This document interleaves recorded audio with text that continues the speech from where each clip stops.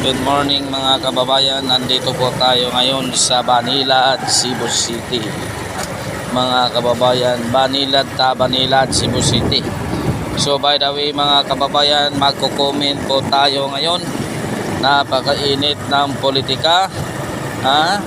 Napakainit mga kababayan, malayo pa. Malayo pa. Pero ang administrasyon kinabahan na. Magko-comment po tayo ngayon mga kababayan, ating suportahan ating mga kababayan na tumatakbo ngayong election. Tumatakbo sila. So by the way mga kababayan, kung hindi pa ka nakasubscribe sa aking channel, pa-subscribe naman dyan mga kababayan bilang suporta mo lang sa aking channel mga kababayan. Like and share ang aking video, OFW. Maraming salamat sa inyo mga. Ito mga kababayan, maraming nang nabuo ang may sugrali sa buong bansa. Sa buong mayroon na sa Hong Kong, mayroon na sa New York. So doon nakarang linggo nandoon sila si Banat Bay. Sila ang gumaganap doon bilang entertainment ng ating maisog. By the way mga kababayan, ating papasalamatan itong mga OFW. Kasi itong mga OFW mga kababayan, sila talaga ang bayani ng ating bansa. Bakit kapagsabi tayo? Kasi akalain mo, iniwan mo ang kailang pamilya sa ating bansa at magtrabaho lang sa ibang bansa para lang sa kailang pamilya. Pagkatapos noon, so ang nandito naman ang naiwan sa ating bansa, gumagawa naman ng kalukuhan. Hindi nila alam, napakahirap maghanap ng pera sa ibang bansa kasi nakasalalay ang ating buhay. Kasi hindi mo sila kilala kapag nakasala ka doon, kahit sa Saudi, kahit ano pang kasalanan ng kalahi nila, sa kanilang kalahi pa rin sila magdidipinsa. Yun ang katotohanan mga kababayan.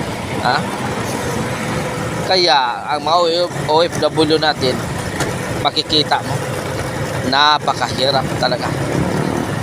Maawa ka sa kanila dahil tingnan, may mga taong hindi pinakain, may mga OFW na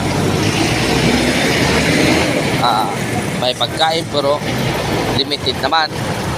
So mayroon namang OFW na okay ang pagkain. Kaya sa noong panahon at ngayon, so mas advantage ngayon kasi makausap mo ang iyong pamilya. Di katulad noon nila floor contemplation na talagang sulat lang talaga ang matatanggap mo. Sulat lang talaga ang matatanggap mo. Hindi katulad ngayon na pwede na mag-video call, makikita mo na ang iyong pamilya kung ano na ang kalagayan at ang iyong mga OFW makita na ito ang talagang kalagayan.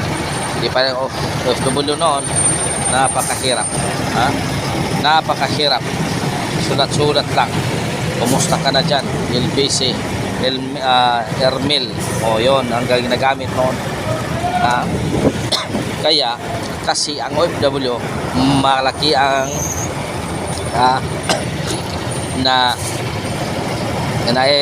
natulong nila sa ating bansa dahil sa dollars remittance. Dahil sa dollars remittance. Kasi kung wala kang dollars remittance, hindi ka pamutangin ng hindi mag-out ang gobyerno ng malaki para sa financial ng ating bayan, ng ating bansa. Kaya ganoon mga kababayan, ganoon na lang. So kaya mahalin natin ang OFW. So yung iba naman sa administrasyon nito, parang walang nangyari sa mga OFW. Pinabayaan. Hindi katulad noon ni Berardi na talagang pinakita ni Berardi ang pagmamahal sa mga OFW. So kaya ng ating mga kabayan ating mga kasamahan natin vlogger pumunta sa Hong Kong para bisitahin sila doon at pasayahin. Yun talaga ang mangyayari mga kabayan kada. Kasi kayo, ako, para sa akin, kayong mga OFW, may asawa kayo dito sa Pilipinas. Huwag naman kayong magluko-luko. Huwag kayong magluko-luko. Kung ano ang naibigay ninyo sa inyong pamilya, gawin mo ng paraan na makatulong ka. Hindi yung pag pinadalahan ka ng pera, inom doon, inom rito, bigay doon, para kang politiko. Para kang politiko. Pag wala ka ng pera, wala na. Mas masahol pa ka. Mas masahol pa ka. Ganyan mga kababayan. Kaya kung binigyan kayo ng pera, kung anong purpose na pera niya, gawin mo. Kumpara sa inyong pamilya, gawin mo sa kabutihan. Hindi yung ibibigay nyo lang sa inyong babae. Hindi ibibigay nyo lang sa inyong kasintahan para ipagmalikin nyo kasi asawa doon sa abroad. Hindi nyo alam mga kababayan. Katulad natin ngayon, naghahanap ng pera. Napakadaling gastusin. Napakadaling gastusin ang pera. Tapos, pinadalhan ka ng pera. Easy mo lang gagastusin. Ganyan ba? Mali yan mga kababayan. Mag-ipon ka. Mag-ipon ka para gawin ng asawa mo. Kung gusto mo hindi mo na pabalikin sa bansa, mayroon kayong ipon. Mayroon kayong ipon at ipundar kung anumang gustong negosyo na inyong gagawin. Yun ang tama. Hindi palaging pinadalang ka, pagka bukas wala na. Hindi dapat yun mga kababayan. Kasi kapag nagkasakit ang iyong asawa, anong mangyayari sa iyo? Wala kang mapagkukunan. Wala ka talang mapagkukunan. Mayroon bang kaibigan magbibigay sa iyo? Ito, mayroon bang magkaibigan ito para sa iyo? Wala mga kababayan. Wala ang kaibigan. Kung magkita kayo, kaibigan. Pero yun, pagbibigyan mo ng malaking oras, ay hindi tama na yan. Hindi tama. Kaya maraming salamat sa inyong OFW na nagmamahal sa inyong pamilya.